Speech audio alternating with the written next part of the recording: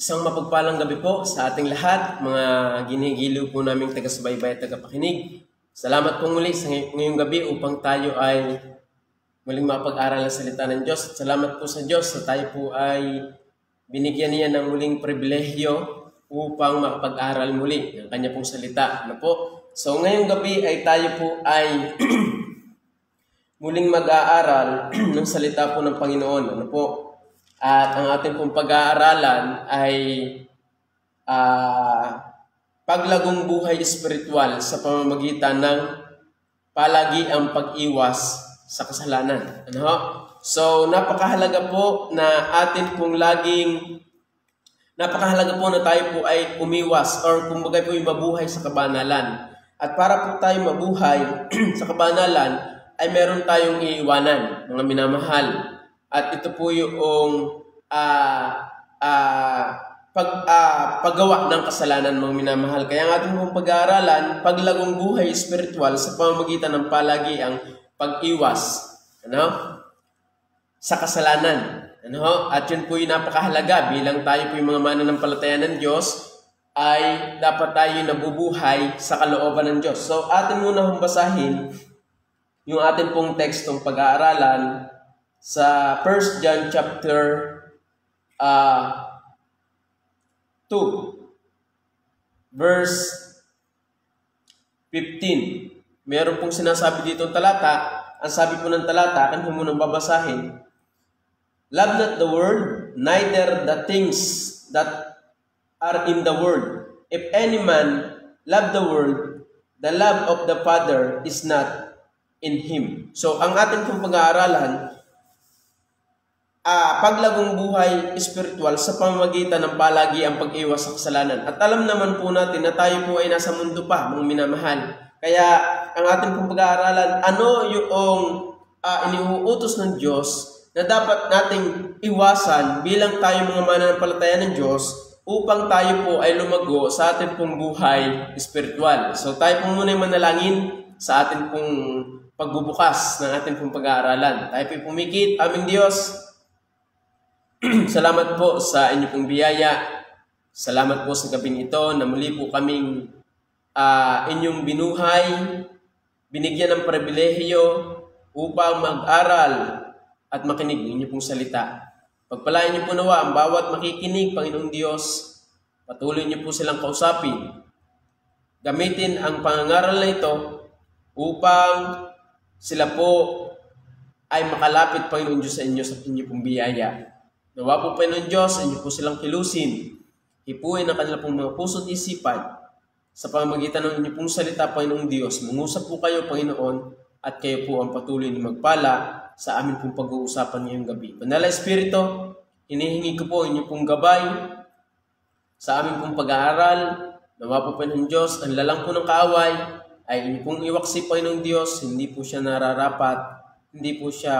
nararapat sa aming pong usapan, Panginoon. At kayo pong magpala, nawa po pa ng Diyos na inyong mabalingkod, na inyong pong gamitin kasangkapan upang may pahayag ang inyong mga salita, Panginoon Diyos. Kayo pong magpala at patawad po sa mga kasalanan na inyong pong nasumpungan, sinasadya't hindi, Panginoon Diyos. Patuloy niyo po kaming linisin ng inyong banal na dugo at pakabanalin ng Santong Espiritu, Panginoon. Salamat po. Ang lahat po ito ay aming pong samot dalangin sa pangalan ng Panginoong Jesus na aming tagapagligtas. Amen. So, magandang gabi po sa inyo, mga minamahal po namin taga-subaybay at tagapakinig. So, ngayong gabi po, ay tayo po ay muli may bagong pag-aaralan at ang ating pong pag-aaralan ay paglagong buhay espiritual sa pamamagitan ng palagi ang pag-iwas sa kasalanan. At alam naman po natin na ang kasalanan, ito po ang dahilan kung bakit tayo po, mga minamahal po namin taga-subaybay, tagapakinig, mga mananampalataya ng Diyos, ang kasalanan po ang naghihiwalay sa atin sa Diyos. Kaya po tayo po ay mabagal ang paglago, buhay espiritual. Dahil kung ano po yung ating pinapakain sa ating buhay, yan po ay nakakaapekto sa ating buhay, sa ating pong sarili. Kung physical ang pinapakain mo, physical aspeto, kumakain ka or mga minamahal, kanin or basta kumakain ng ayos, malusog ang iyong pangangatawan. But if you, kung ang pinapakain mo, mga minamahal, ay yung luma mong pagkatao. Ano? Bilang ikaw ay Kristiyano, wag kang umasa na ikaw ay lalago sa iyong buhay pananampalataya. Ano? Dahil ang kasalanan ay kinagagalitan ng Diyos, mga minamahal. Kaya nga ang ating pag-aaralan, paglagong buhay espiritual sa pamamagitan ng palagi ang pag-iwas sa kasalanan. So, wala pa po tayo sa langit, mga minamahal po naming taga-subaybay at taga-pakinig. Tayo po ay nasa mundo pa. Ano? Nandito pa po tayo sa mundong magulo. Ano? Doon sa langit, wala na hudong kasalanan. Mundong magulo at yung katawan po natin, yung ating sarili, sarili, yun po'y kalaban din natin. Yung ating old nature na sinasabi, ito pong sariling ito, kalaban din po natin yan. Ano? So kaya mahalagang ating malaman paano ako lalago, ano ang magiging epekto sa akin, buhay espiritual, kung aking iiwasan yung mga kasalanan na sinasabi ng Bible na dapat nating iwasan. Ano? Kaya nga sabi ng Roma, chapter 12, verse 2, akin lang kong babasahin. Romans chapter 12, verse 2. Ang sabi po ng talata,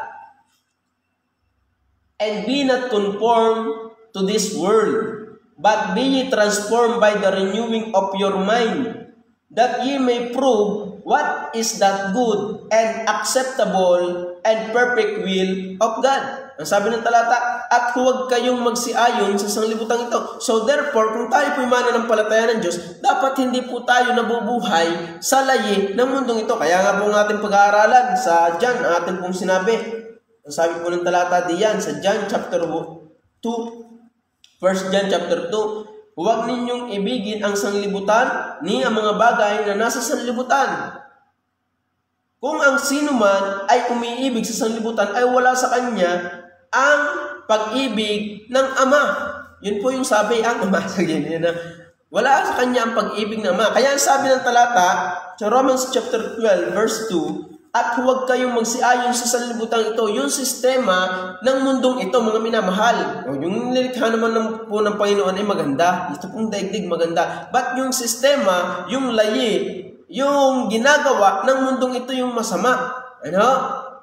Kaya mga minamahal po namin taga-subaybay, taga-pakinig, tayo po bilang mga mananampalataya ng Diyos, dapat po nating maunawaan na para tayo po ay lumago sa ating buhay pananampalataya ay meron dapat tayong iniiwasan at inaayawan. Mga minamahal po namin taga-subaybay, taga-pakinig. At ang ating pong pag-aaralan, para tayo po ay lumago sa ating buhay espiritual sa pamamagitan ng palagi ang pag-iwas sa kasalanan. At yan po ay laging naririyan. Ano? Ang kasalanan po ay naandidiyan lamang. Ano? Lalo na sa mga mananampalataya ng Diyos. Kaya ang hamon po sa atin, tayo bilang mga mananampalataya ng Diyos, tayo po ay, tayo po ay mabuhay ng naaayon sa kalooban ng Diyos. Kung gusto po nating lumago sa ating buhay espiritual. Ano?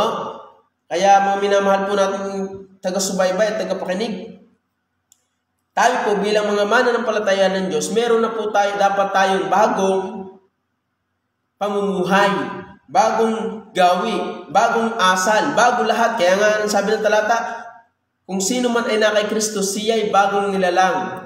Ang mga dating bagay ay nagsilipas na, narito sila'y pawang naging mga bago. So kaya mga minamahal, ang hamon po sa atin, paglagong buhay espiritual sa pamamagitan ng palagiang pag-iwas sa kasalanan. Yun po yung sinasabi, yun po yung ating pag-aaralan. So tayo po yung mag-aaral po ngayon ng ating pag-aaralan. Sabi po ng talata sa 1 John chapter 2 verse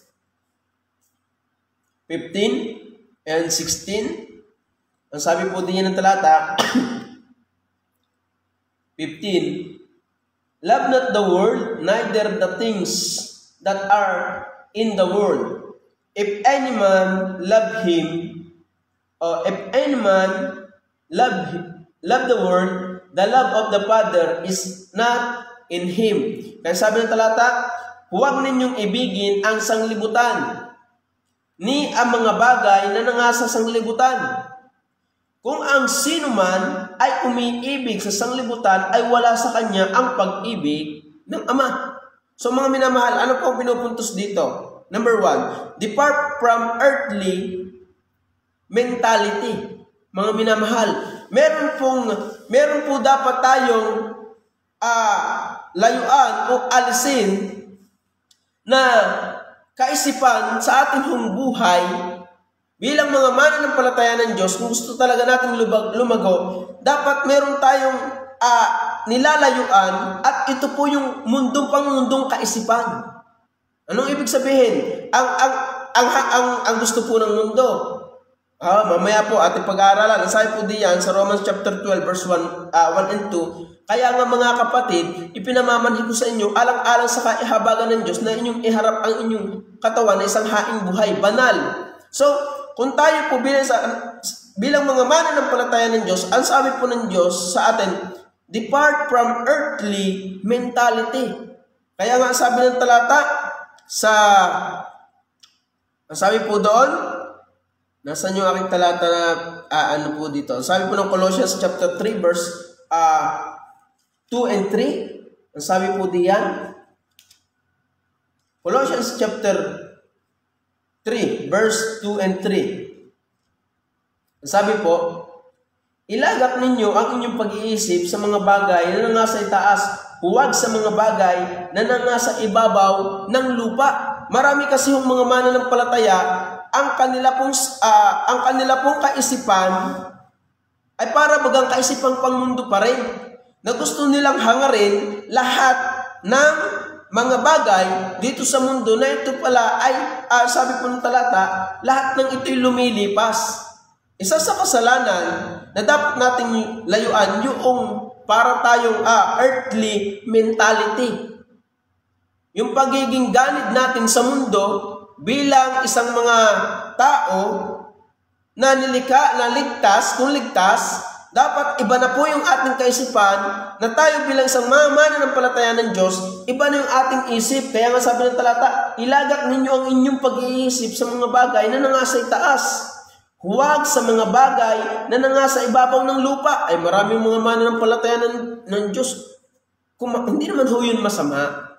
Ang masama po ay nawalan ka na ng panahon dahil sa kagustuhan mong makuha yung mga bagay-bagay na pangmundo. Yun po yung masama, yun po yung nagiging masama Nawalan ka na ng panahon sa Diyos dahil gusto mong makuha lahat ng mga bagay sa mundo. Dahil, nakakahiya naman sa kapitbahay, wala akong tagal na, wala pa akong flat TV. Nakakahiya naman sa bahay, ang tagal na, wala pang washing machine. Nakakahiya naman sa bahay, sa kapitbahay, ang pangit ng aming bahay. Nakakahiya naman sa kapitbahay na wala akong may pagmamalaki. So, maganda po yung inyong iniisip kung ang tukmo ng inyong lahat ng ginagawa ay pan-Diyos. But kung ang tukmo ng inyong buhay parang kung ang tukmo ng inyong mga ginagawa na lahat ng inyong adhikain ay para lamang mapantayan yung katulad ng ginagawa ng mundo, ay di wala na rin po tayong pinagkaiba sa mundo. Kaya ang sabi ng talata, anong ating puntos, earthly mentality, depart from earthly mentality. Alisan po natin yung ating lumang kaisipan na ito po'y masama sa harapan ng Diyos. Kaya marami pong mga mananampalataya, ang buhay pananampalataya paok-ok dahil ang inuuna po nila ay yung mga bagay ng mundo.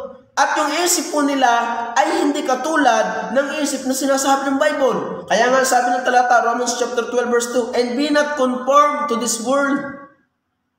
Yan. Yung aking kapitbahay, may sasakyan na, bibili rin ako na yan. Yung aking kapitbahay, meron ng aeroplano, bibili din ako na yan. Yun yung earthly mentality. Para bagang lagi mong gusto mo iyo na lahat, gusto mo gayanin mo ang mundo, gusto mo katulad kanila. Hindi po. Kaya nga sabi ng talata, and be not conformed to this world, but be ye transformed by the renewing of your mind. Upang mapatunayan natin kung ano ang kaaya-aya at lubos na kanalulugdan o nakalulugod sa Diyos. Ay mga minamahal po namin taga-subaybay at taga-pakinig, ito po yung sinasabi ng Bible. Depart from earthly mentality. Paano yun mangyayari? Read the Bible. Ang makapagbabago lamang ng ating makamundong isip, ang makapagbabago lamang ng ating maduming kaisipan ay ang salita ng Diyos. Ilagay po natin, lagi po tayong magbasa ng salita ng Diyos upang mailagay po natin yung mga katotohanan, yung mga katwiran na itinuturo ng Diyos sa atin upang ating malaman, upang tayo makasunod sa kalooban ng Diyos. Kaya po maraming mga mananampalataya ng Diyos, kumahog na kumahog sa mundo, pero sa gawaing pang Diyos, hindi na uuhaw. Maraming mga mananampalataya ng Diyos, uhaw na uhaw sa pangmundong bagay, pero hindi uhaw sa gawain ng Diyos. Uhaw na uhaw sa pangmundong kalayawan, pero hindi uhaw na uhaw sa Diyos na sa kasalita ng Diyos. Kaya sabi ng talata, ilagak ninyo ang inyong pag-iisip sa mga bagay na nangasa itaas. Huwag sa mga bagay na nangasa sa ibabaw ng lupa, sapagkat kayo'y nangamatay na, at ang inyong buhay ay natatagong kasama ni Kristo sa Diyos. Mga minamahal po namin taga-subaybay, taga-panig, kung ikaw ay Kristiyano na, yung ating datihang pagkatao nawala na tayo ngayon may bagong pagkatao, ang sabi ng talata, sapagkat kayo nangamatay na at ang inyong buhay ay natatagong kasama ni Kristo. Tayo po ngayon ay nasa Panginoong Hesus na. Kaya ang sabi po ng talata, ilagak ninyo ang inyong pag-iisip sa mga bagay na nangasa itaas, huwag sa mga bagay na nangasa ibabaw ng lupa. Kaya alam niyo po, pagka ang hinabo lamang ninyo yung mundo, madidisappoint lamang kayo. Tayo gayayaman pa kay Pacquiao. Hindi na ho natin aabutin. Nako, ewan din. Tumama sa luto. Hindi na ho. Kaya sabi ng talata dito, ilagak ninyo ang inyong pag-iisip sa mga bagay na nangasa itaas, huwag sa mga bagay na nangasa ibabaw ng lupa. Sino ka naging taong pinakasikat na nabuhay dito sa mundo? Pinakamatalino, pinakamayaman? Si Solomon. Ba't ang sabi niya, vanity of vanity, walang kabuluhan ng walang kabuluhan, sabi ng mga mangangaral. So makamtan mo man lahat ng mga kayamanan dito sa lupa, wala ding saysayan.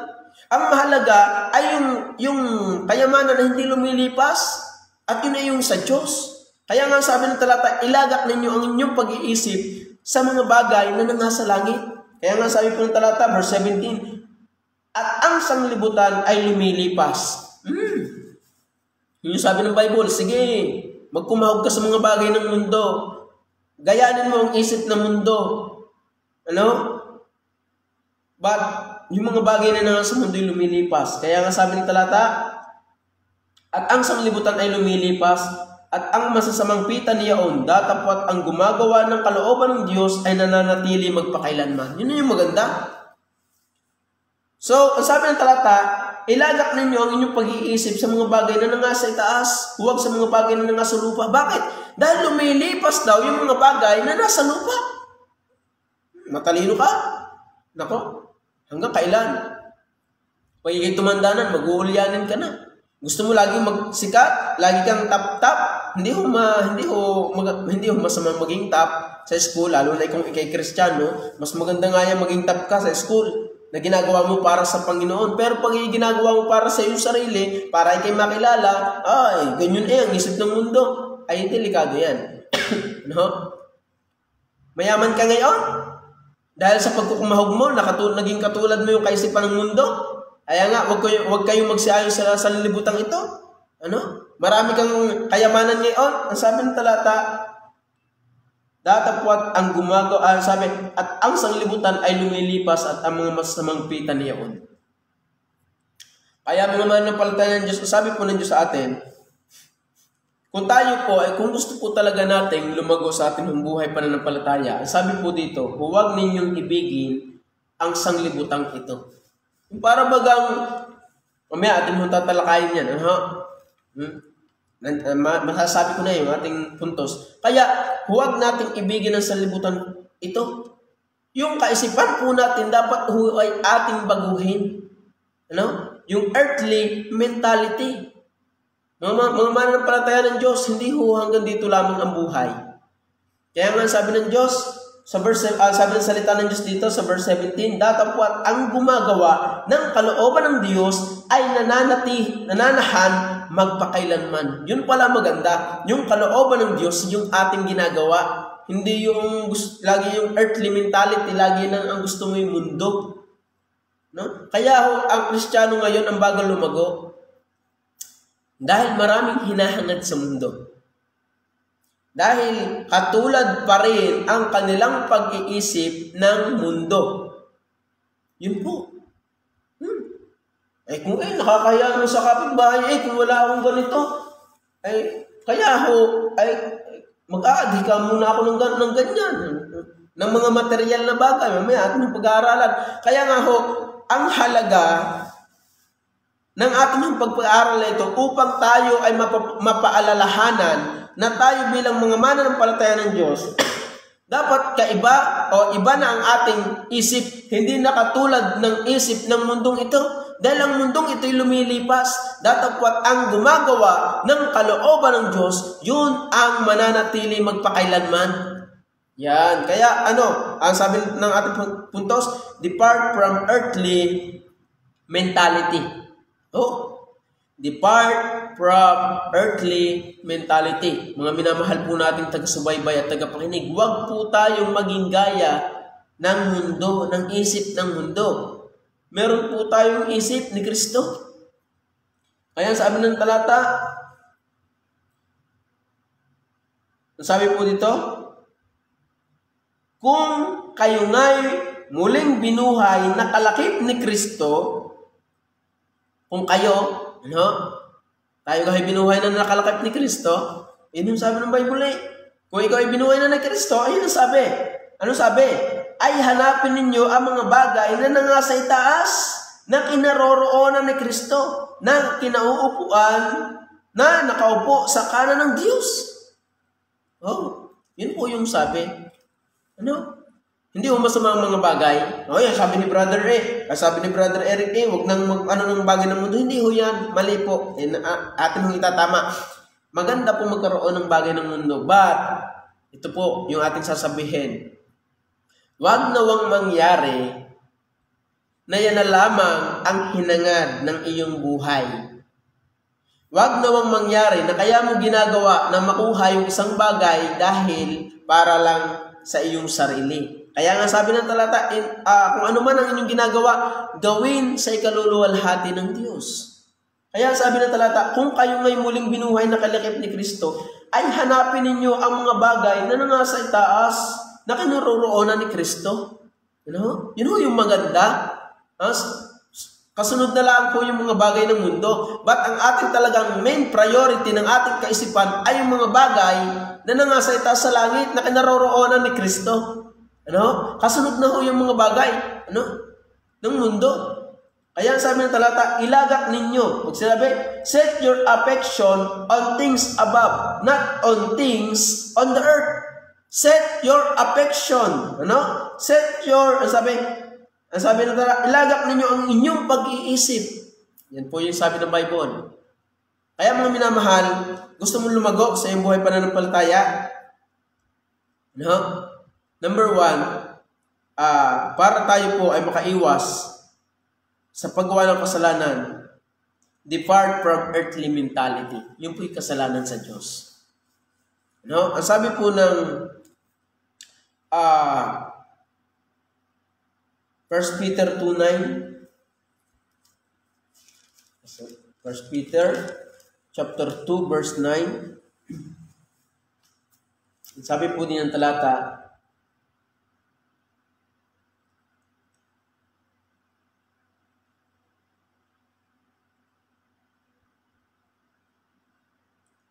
datapwat kayo isang lahing hirang. Tingnan niyo po. Kung tayo po yung mga mananampalataya ng Diyos, ito po yung magandang balita.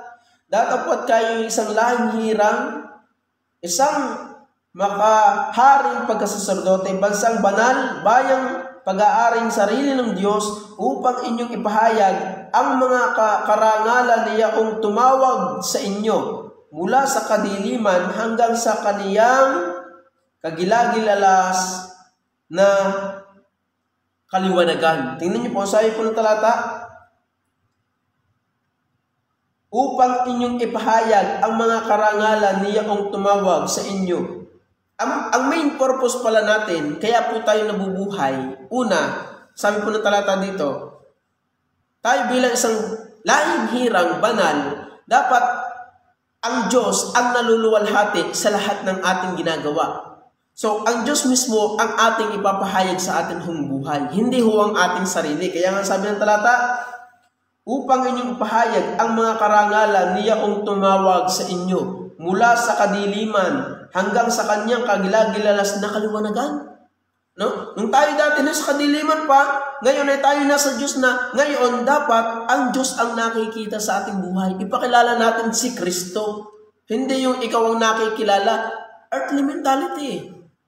Kaya mga minamahal po namin taga-subaybay, taga-pakinig, ito po yung sabi, ito po yung panawagan.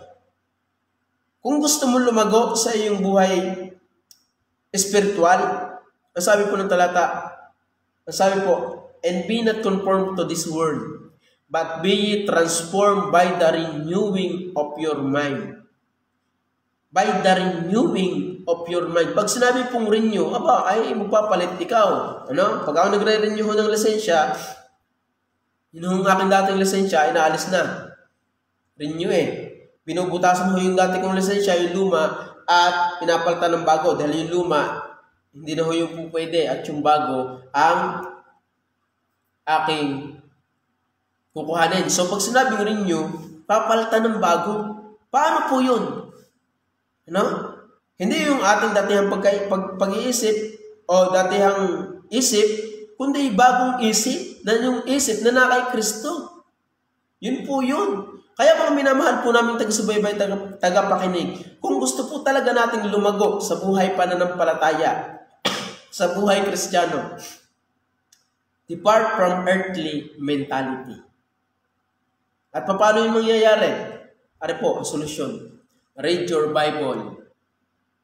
Basahin po natin yung salita ng Diyos dahil ito po ang makapagbabago ng ating masamang isip. Ano po? Salita ng Diyos ang atin pong ilagay sa atin pong kaisipan. Be saturated with the Word of God. Yun po yung maganda. Hindi po yung be saturated with the things on earth. No. Kaya nga, ang mangyayari sa iyo, you are being earthly mentality. Ang iyong isip ay magiging earthly mentality. Yung katulad ng isip ng unbeliever. No, ang isip ko ng unbeliever, gusto ko yumaman, gusto ko magkaroon ng maraming pera, gusto ko magkaroon ng bahay at lupa, pati sa liig may lupa, pati sa kuko may lupa, gusto ko magkaroon ng maraming ginto, pati ngipin ay ginto. So, gusto ko lahat ng mga bagay dito sa mundo. Yun po yung isip ng mundo. But sabi po ng Bible, iba na po tayo. Tayo po ay lahing hirang, mahalaga. Tayo po ay kinamatayan ni Kristo, binago ni Kristo, may bagong pagkatao, may salita pa ng Diyos, kaya ang laki pong tulong sa atin para tayo po ay magbago ng ating isip, and be not conformed in this world, but be transformed by the renewing of your mind. Kaya mga minamahal po namin taga-subaybay, taga-pakinig, Kristiyano, bisita, para pumabago yung ating kaisipan, na magintok mo ng ating isip ay ang kaisipan ang Diyos, hindi ang mundo. Read your Bible. Basahin po natin yung salita ng Diyos. Kaya sabi po ng talata, paglagong buhay ng ating pamagat, paglagong buhay espiritual sa pamamagitan ng palagi ang pag-iwas sa kasalanan. At isa sa kasalanan na kinaayawan ng Diyos ay yung earthly mentality. Earthly mentality. Kaya ho ang isang Kristiyano ay mabagal lumago. Dahil yun, may bago na namang labas ang Samsung. Samsung Universe. Ay hindi na nagsimba. Hindi na gumawa hindi na matindang mga gawain ng Diyos. Ayun pa naman yung ating pinag-aralan nung nakaraang linggo. Yung bakit mahalaga ang pagsimba. ano, ay hindi na ginawa ang lahat, iniwan na, nag-OT-OT na para mabili yung cellphone na tig 50,000, yun. Well, para saan? Pag nanakaw pa, yun, lalo ka na. Birat niya sa iyo, So kaya, kasalanan sa harapan ng Diyos, yung ang isip mo, iisip na katulad pa ng mundo, kung ikaw ay binago ni Kristo. But kung ikaw naman ay hindi pa nababago ni Kristo, hindi na namin inaasahan na ikaw ay magbabago ng isip na katulad na nakaiba sa mundo. Dahil nasa mundo ka eh. But kung ikaw ay Kristiyanong totoo, ay dapat set your affection on things above, not on things on earth. Ay brother, ang dami kong pakainin ang dami kong pinapapasok Sabi ng talata, seek ye first the kingdom of God and His righteousness, and all these things shall be added unto you. Kaya minsan nawawalan tayo ng pananampalataya sa Diyos. Dahil nga ng ating kaisipan, nakatulad ng mundo. Sabi ng talata, set your affection on things above, not on things on earth. Huwag po tayong mawala ng pananampalataya sa Diyos kung ano yung kanyang sinabi, yun po yung ating gawin. Huwag po yung katulad ng isip ng mundo na pinangungunahan natin ang Diyos sa ating buhay, kaya hindi tayo nakalagawa ng kalooban ng Diyos dahil gusto ko makuha yung ganong kalaking pera upang mapantustos sa aking mga anak, upang sila po yung makapagtapos, upang sila po ay magkaroon ng magandang kinabukasan. Ang magandang kinabukasan po ay yung nasa Diyos. Wala nang iba. Kaya ang sabi po ng talata dyan, ano pong sabi? Sa 1 Corinthians chapter 1, verse 20, 120 ng 1 Corinthians, sabi po,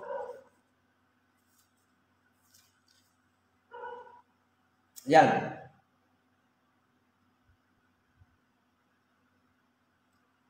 Sana roroon ang marunong, sana roroon ang eskriba, sana roroon ang mga mapagmatuwid. Saan? Sa sanglibutan ito, hindi baga ginagawa ng Diyos na kamangmangan ang karunungan ng sanlibutan ito? Tingnan niyo po yung sabi ng Bible, ang karunungan ng sanlibutan ito ay kamangmangan lamang sa Diyos. Kaya ang pinakamataas na panawagan, yung karunungan ay yung nasa Diyos. Paano? Ayun po yung sabi ng Bible Ito po yung sabi, set your affection on things above, not on things on earth. Yun po yung sabi.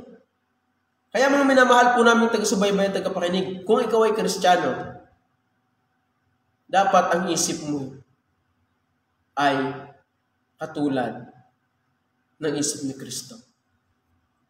Kung ikaw ay Kristiyano, mananampalataya ng Diyos, kung gusto mong lumago sa iyong buhay pananampalataya, depart from earthly mentality.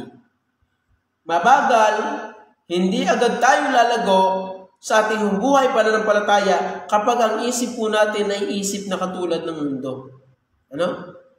Natatalo ng isip ng mundo yung kaisipan natin sa Diyos. Yung kalooban ng Diyos na hindi natin magawa dahil ng isip ng mundo na kasalanan. Kaya ang sabi ng talata, sa John chapter 2, verse 17, ano pa sabi ng talata? 1 John chapter 2, verse 17. Ito pa yung sabi At ang sanglibutan ay lumilipas, at ang masasamang pita niyaon. Datapwat ang gumagawa ng kalooban ng Diyos ay nananahan magpakailanman. Yun yung maganda.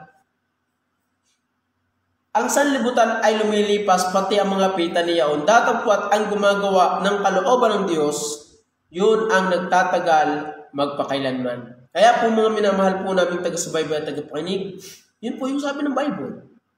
Depart from earthly mentality. Ang hanapin po natin yung mga bagay na nangasa itaas sa langit. Huwag yung mga bagay na nangasa lupa. At take note, sabi ng talata, seek ye first the kingdom of God and His righteousness, and all these things. Yung hindi mo inaasahan, yun yung darating sa iyo.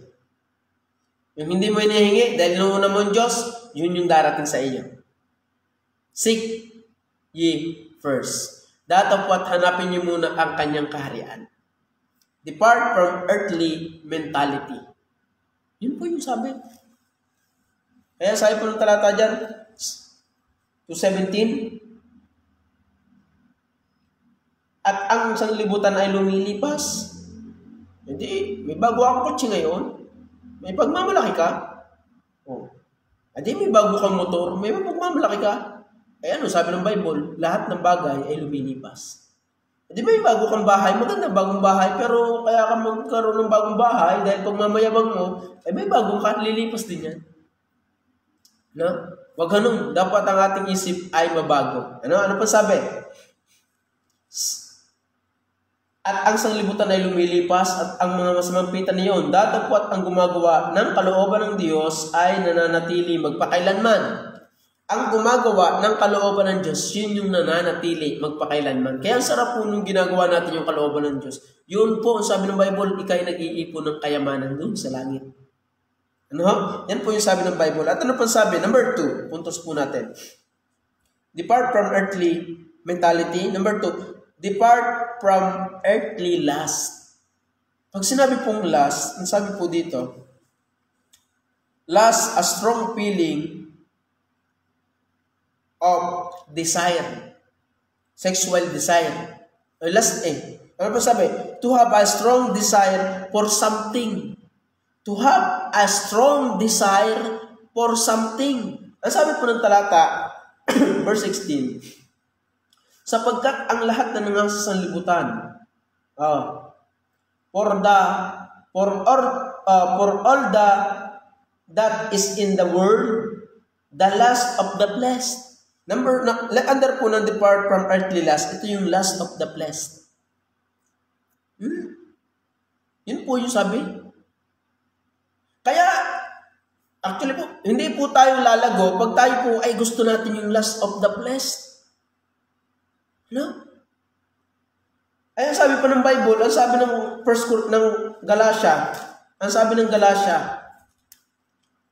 po ng Galatia, chapter 5, ang sabi po dito, sapagkat, verse 17, sapagkat ang laman ay nagnanasa ng laban sa Espiritu. Ito po yung sabi. Ang laman ay nagnanasa ng laban sa Espiritu. At ang Espiritu ay laban sa laman. Hindi ko alam namang magkalaban po yan. Yung laman po natin, yung lust po natin, laban niya sa Espiritu, yung Espiritu ng Diyos na nasa sa atin. Ano pa sabi? Sapagkat ang laman ay nagnanasa ng laban sa Espiritu at ang Espiritu ay laban sa laman. Sapagkat ang mga ito ay naglalaban upang huwag ninyong gawin ang bagay niyaong ibigin. Ibig sabihin, kung ikaw ay nabubuhay sa lust, hindi mo ginagawa yung kalooban ng Diyos. Yun po yung sabi. Sa madalit sabi. At kung ikaw naman ay nabubuhay sa Espiritu, ginagawa mo yung kalooban ng Diyos. So, ito sabi. Datapwat kung kayo'y pinapatnubayan ng Espiritu, ay wala kayo sa ilalim ng kautusan. Verse 19. At hayag ang gawa ng laman. Ito yung last. But, ang sabi po ng verse 19, now the works of the flesh are manifest, which are these: adultery, fornication, uncleanness, lasciviousness. Yan po ang sabi dito. Idolatry, witchcraft, hatred, variance, emulation, wrath, strife, sedition, heresy, envying, murder, drunkenness, rebellings, and such like of this, which I tell you before, as I have also told you in time past, that they which do such things shall not inherit the kingdom of God. So, ang gumagawa pala ng ganong mga bagay ay hindi mga nagmamana ng kaharian ng Diyos. Kaya, depart from earthly lust. Yung ba nakukuha? Kaya sabi ng talata dito, sapagkat ang lahat ng nangasa sa sanlibutan. Ito yung verse 15 na sinasabi, huwag ninyong ibigin ang sanlibutan. May ano na, meron na. Love not the world. Meron ng babala, huwag ninyong iibigin. Huwag. Sabi ng talata, ano yon? Sapagkat ang lahat ng nangasa sa libutan, ang masasamampitan ng laman. Kaya mga marami, may asawa na, nang-aasawa pa ng iba. Ano pa? At ang masasamampitan ng mga mata, yan. Yun eh. Ano pa sabi? Lust of the flesh, ang sabi po diyan, ano pa, at ulitin, at hayag ang gawa ng laman sa mga katuwid bagay mga ito, pakikiapit, karumihan, kalibugan, pagsama sa Diyos-Diyosan, pangkukulam, mga pagtataniman, magaling ka kung itinatan may kamuti, hindi ka mag-aani pa, may mami merienda pa, kamuti, yung itanim. Mga pagtataniman, sabi pa, mga pagtatalo, mga paninibugho, mga pagkakaalitan, mga pagkakampi-kampi, mga pagkakabahagi, mga hidwang pananampalataya, mga kapanaghilian, mga paglalasing. Yun, buti na lang ako nakakilala sa Panginoon. Beer na ho ang aking binabarik ngayon. Beer brand. Beer brand na ho, hindi na beer. Hindi na red horse. Beer. Tatak oso. Hindi na red horse. Tatak oso na ho ang aking binabarik ngayon. Bear brand. Ayan. Mga paglalasing, sabi diyan, mga kalayawan at ang mga katulad nito tungkol sa mga bagay na ito ay aking ipinapagpaunang ipaalala sa inyo na ang mga nagsisigawan ng gayong mga bagay ay hindi mga nagsisipagmana ng kaharian ng Diyos. Kaya kung ikaw ay bili sa lust of the flesh, earthly lust, ay ewan kung ikaw ay Kristiyano.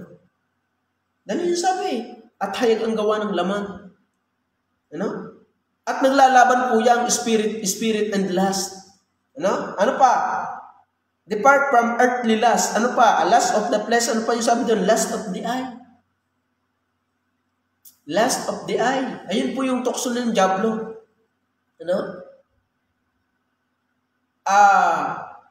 Nung si Eva ay tinukso ng Diablo, ay, nakikita mo ba? Hindi, sinabi niyo. At siya nga, nung pauli-uli pa doon, tiningnan niya yung bunga ng puno ng pagkakilala mabuti at masama. Anong nangyari? Si lust. Nagnasa siya. At nang makita ng babae na ang bunga ng punong kahoy ay magandang kanin. Yan. Kinuha nga niya ito. Kaya, depart from earthly lust, lust of the flesh, lust of the eye. Yung mga pinipita ng mata, nung kami napunta ng SM, daming mga bagay na gusto nang makita ng mata. Hello, magandang sapatos, magagandang etc. Magandang masarap na pagkain. Ay talaga naman, ay kung ang susundin mo yung mundo, mamamatay ka nang hindi mo nakukuha lahat. At yung kasalanan, lust of the eye. Daging gusto mo hangarin lahat. Pag nakita mo isang bagay, gusto mo iyo na. Ninanasa mo ng iyo na. Nakakita ka ng Lamborghini, yan. Gusto ko yan, akin yan. Nakakita ka ng Ninja, Kawasaki Ninja, Nakakita ka ng Ferrari, nakakita ka ng Fortuner, nakakita ka ng Pajero, lahat na iyo, Lahat na ginusto mo, lust of the eye. Kaya mga minamahal, depart from earthly lust. Paglagong buhay spiritual sa pamagitan ng palagi ang pag-iwas sa kasalanan, ito po yung sinasabi ng Bible na atin dapat iwasan. Depart from earthly mentality, depart from earthly lust. At under po na yan, lust of the flesh, lust of the eye. Yun po. Galit ang Diyos doon.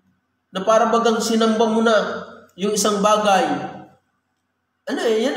Kung tayo po ay bilang isang mga mananampalataya ng Diyos at bilang tao, tayo po nakakakita ng bagay, mga bagay-bagay. Tayo may mata Di ba na kung ikaw ay bulag, nakakakita tayo ng mga bagay-bagay na minsan nagugustuhan natin.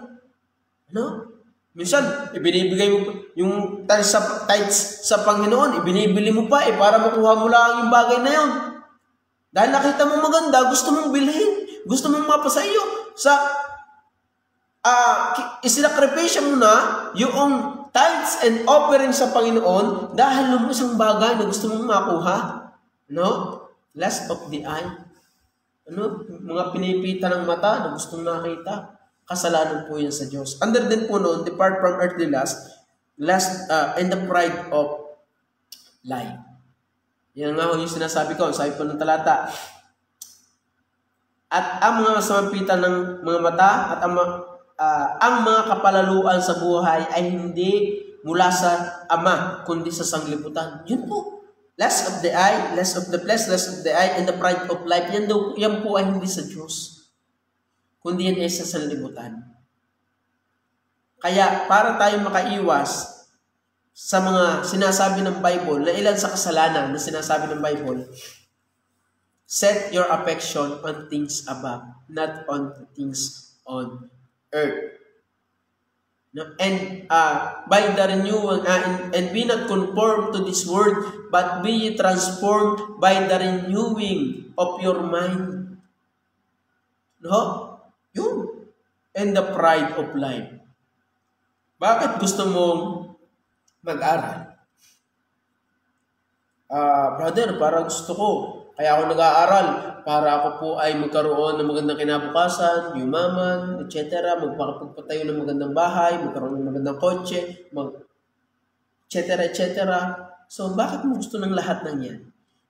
Yan ba ay para sa kaluwalhatian ng Diyos? O para sa iyong sariling kaluwalhatian? Para may masabi ang kapitbahay sa akin, yung taong yan magaling, yung taong yan nagsumikap, yung taong yan ay talagang mayaman, yung taong yan ay talagang mauutangan ko. Ano? Sala po yun. Ano? And the pride of life. Kaya dapat lahat ng ating ginagawa ay ginagawa natin sa kaluwalhatian ng Diyos. Yun yung depart from earthly lust. At isa doon, lust of the flesh, lust of the eye, and the pride of life. No? Pride of life. Kaya mga minamahal, yun po yung sabi ng Bible na tayo po ay umiwas. Ano po sabi? Number 3, depart from earthly pleasure. Ito yung nangyayari sa Kristiyano eh. Pag sinabi pong pleasure, magkaiba po yung lust and pleasure. Pleasure po means a feeling of happiness. Yung isa naman, talagang desire, parang addict ka na yung gustong makuha. Lust, ninanasa mo yun. Ito naman, pleasure means happiness, feeling of happiness, enjoyment, satisfaction, contentment, gladness, gratification. Ano? So, depart from earthly pleasure. Kaya sabi ng Bible, at iibigin mo ang Panginoon mong Diyos ng buong puso mo. Wala na dapat na masasaya pa sa Diyos. Ay maraming tao. Kaya lumalayo sa Diyos dahil gusto ng girlfriend, boyfriend. Sana all. No? Yan, marami. Gusto magkaroon ng, ako, pag ako'y nagkakotse, ako'y masayang-masaya na. So, ako, pag nagka-cellphone maganda, masayang-masaya na ako. So, depart from earthly, ang sabi diyan, earthly pleasure. Na kaya mo gustong makuha yung bagay na yon, ay dahil doon ka nagagalak. Delikado po yan. Dapat ang tunay na kagalakan natin ay ang Diyos. Dapat ang tunay na satisfaction ng ating pong buhay ay ang Diyos lamang. Dahil hindi makapagbibigay ng tunay na kagalakan, hindi makapagbibigay ng tunay na satisfaction yung mga bagay na binibigay ng mundo. Bakit? Lahat yan po'y lumilipas. Kaya nga sabi ng talata, at nung basahin yung ating verse 17 ng chapter 2, 1 John chapter 2, verse 17, at ang sanglibutan ay lumilipas at ang masasamang pita niyaon. Nilinaw po ng Bible. Ang sanglibutan ay lumilipas at ang masasamang pita niyaon. Dati ho, cellphone ko yung napakaganda. Bagong-bago. Tuwang-tuwa ako ngayon. Huli na. Gusto ko na uling palitan. Naghahanap po ako uling ngayon ng magandang cellphone.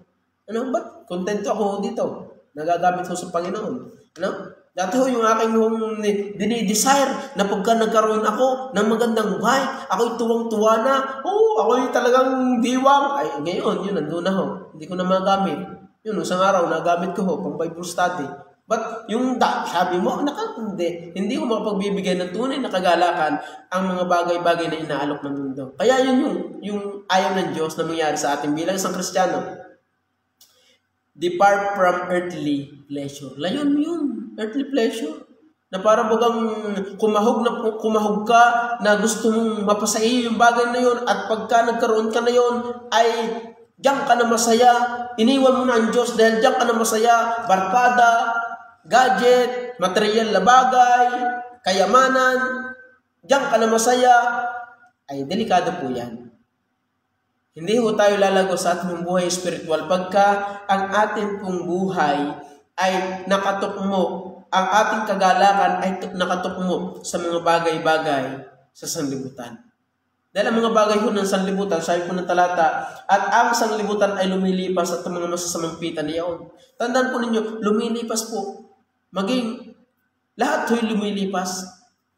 Lahat. Wala hong uugatin dito sa mundo. Lahat ho'y lumilipas. Kaya mga minamahal po namin taga-subaybay at tagapakinig, ito po yung panawagan ng Diyos. Kung gusto mong lumago sa iyong buhay pananampalataya, lalo na po sa mga Kristiyano, iwasan natin yung mga kasalanan na ito yung naghahadlang na tayo po ay lumago sa ating buhay pananampalataya.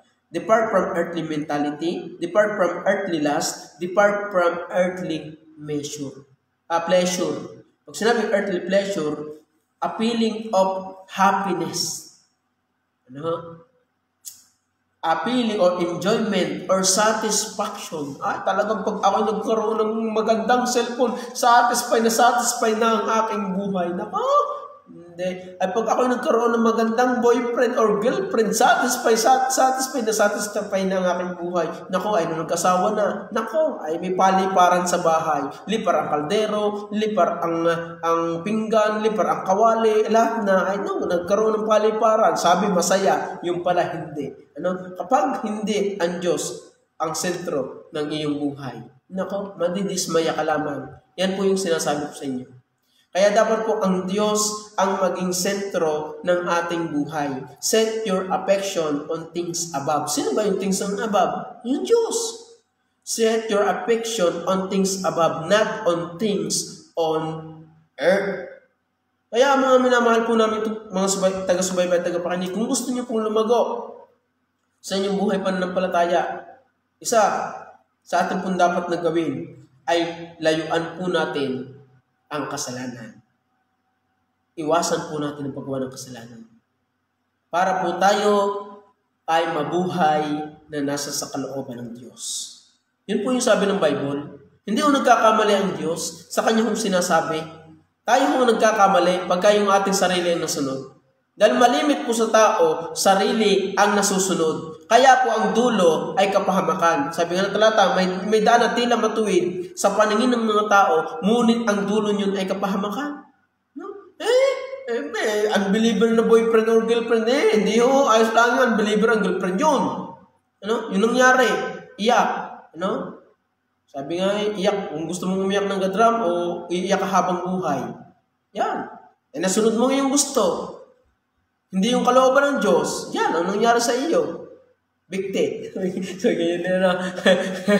Kaya mga minamahal, kung tayo po'y merong gagawin at merong susundin, yun yung sundin natin yung kalooban ng Diyos. Umiwas tayo sa paggawa o umiwas tayo na mabuhay sa pagkakasala. Na ito po ang dahilan kung bakit tayo ay mabagal ang paglago sa ating buhay pananampalataya. Kaya sabi, depart from earthly mentality, depart from earthly lust, depart from earthly pleasure. Ano yung pleasure? Enjoyment. Satisfaction. Wala pong kakontentuhan sa mga bagay ng mundo. Alam nyo kung saan makikita yung tunay na kakontentuhan? Sa Diyos. Sa Diyos. May mga mayayaman kung, pag ako yumaman, ako satisfied na. Hindi. Meron yung Chinese businessman. 2 bilyon ang asset ng pera, nulugi ng 1 bilyon. May 1 bilyon pa naman, nagpakamatay na eh. Nako, brother, pag ako nagkaroon ng magandang girlfriend, mga artista ngayon nagpapalit-palit. Hindi, ang Diyos mismo ang satisfaction ng ating buhay. Brother, pag ako nagkaroon ng magandang cellphone ay nanakaw. Nako, ay iyak. Magkano? Tigsi 50 mil pa naman. Nako, ay tunay na magaling pa ibinili mo ng 1 pisero. At may palakihin ka, at may pagbibili pagka isang araw. Ay nanakaw. Nako, ay iyak. Sising kulangot. Kaya mga minamahal po namin taga-subaybay, taga-pakinig, ang Diyos lamang ang kontentuhan ng ating buhay. At kung gusto mong lumago sa iyong buhay espiritual, iwasan mo ang mga kasalanan na ito yung dahilan kung bakit tayo ay hindi lumalago sa ating buhay pananampalataya. At ilan sa atin po na pag-aralan ngayong gabi, depart from earthly mentality, depart from earthly lust, depart from earthly pleasure. Kaya, mga minamahal po namin taga-subaybay, taga-pakinig, salamat po sa Diyos na meron po tayong salita ng Diyos. Dahil kung wala po tayong salita ng Diyos, naku po, ay tayo ay maglalahuga din eh. Areho, sabi ng Bible, ito po yung katotohanan at ang katotohanan ay magpapalaya sa atin. Kaya salamat po sa Diyos, ako'y nakakilala sa Kanya na bago yung aking buhay. So, kung kayo po yung mga bisita, ang panawagan po ng Diyos, magsisi, manampalataya sa Panginoong Jesus, tanggapin po siya bilang manampalataya sa Panginoong Jesus, pagsisihan ng iyong kasalanan at manampalataya sa Kanya. Kaya mga minamahal namin mga bisita, magsisi at manampalataya sa Panginoong Jesus. Sa mga Kristiyano naman, ayun po, ang sa atin, pangangaral sa atin, lalo nating hiwalayan ang paggawa ng kasalanan. Kaya salamat po sa Diyos sa ating pag-aaral at tayo po ay manalangin. Aming Diyos, salamat po sa gabing ito. Tunay na napakabuti ninyo, Panginoon. Pagpalain niyo po nawa ang bawat isa, Panginoon Diyos, na nakapakinig. Nawa, O Diyos, ay kayo po patuloy na magpala sa kanila at ang amin po na pag-aralan ay naway tumatak sa kanilang isipan. Pagpalain niyo po nawa kami at ingatan sa amin po, kami po ngayong gabing ito, sa amin pong pamamahinga, Panginoon Diyos, ingatan niyo po kami. Ang lahat po ito ay amin po sa dalangin sa pangalan ng Panginoong Jesus. Amen. So, salamat po sa inyo at God bless po. Bukas po ulit, meron po ulit tayong online Bible study, atin po ulit pagsama-samahan, pag-aralan ang salita po ng Diyos. Salamat po. God bless po sa inyo lahat.